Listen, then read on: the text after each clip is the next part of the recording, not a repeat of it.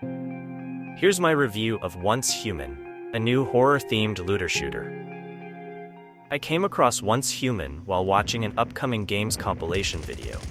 Of the 20 or so games on there, Once Human was the only one that caught my eye. There was something to the artwork and atmosphere that really stuck with me. It looks like a combination of Stranger Things mixed with post-apocalyptic open-world gameplay like Fallout. I had to try it. So here are my findings after spending 15 hours with the game. First, the positives. Atmosphere and art. The atmosphere and artwork really stood out. The numerous encounters with the expertly designed creatures I had in the game world is permanently etched in my mind. From first encountering the bus monster to killing my first giant glutton, to exploring the underground passages of a zombie-infested farm in the thick fog, this game is oozing with eerie, mysterious atmosphere. I especially like the nighttime scenes, they are so spooky. I really love the atmosphere achieved here. The developers nailed it. Gameplay.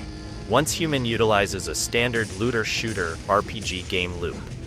The hook is exploration of interesting locales while looking forward to finding loot chests in the area.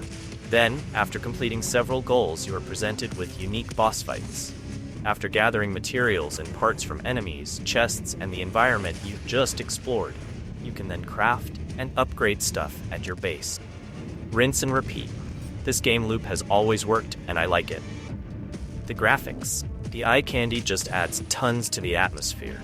There is a lot of graphical options to play with, and when maxed out, this really looks good. The shadow effects with the flashlight invokes a sense of isolation and primal fear.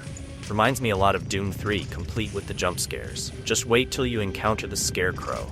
NVIDIA DLSS and AMD FSR are present to ease GPU burden from all these effects. The sound. The spooky atmosphere is made more dreadful by the positional sound design.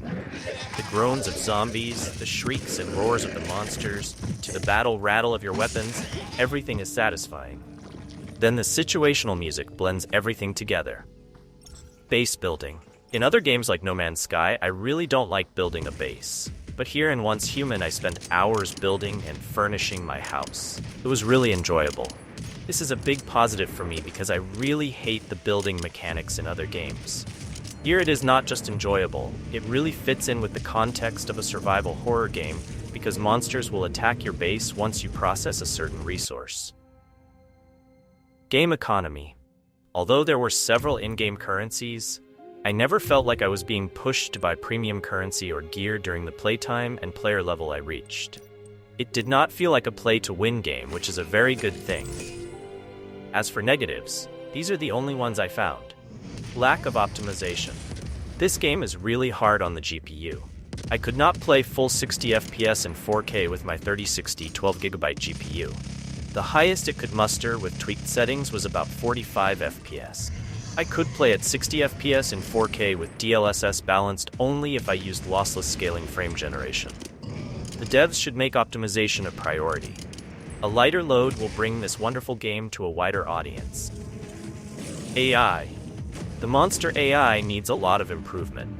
For example, most monsters seem nearsighted, a lot of times not reacting to you when you're clearly visible in their line of sight. There seems to be a distance threshold to their reaction to the player.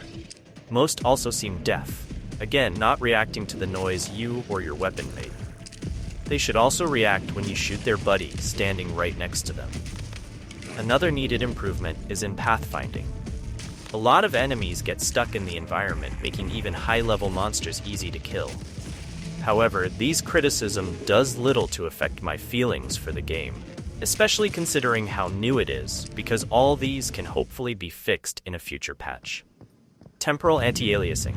The anti-aliasing used appears to be TAA, and at present there seems to be no option to disable it. Please devs, eye candy aficionados hate TAA. It is terrible because it blurs everything and we lose edge detail.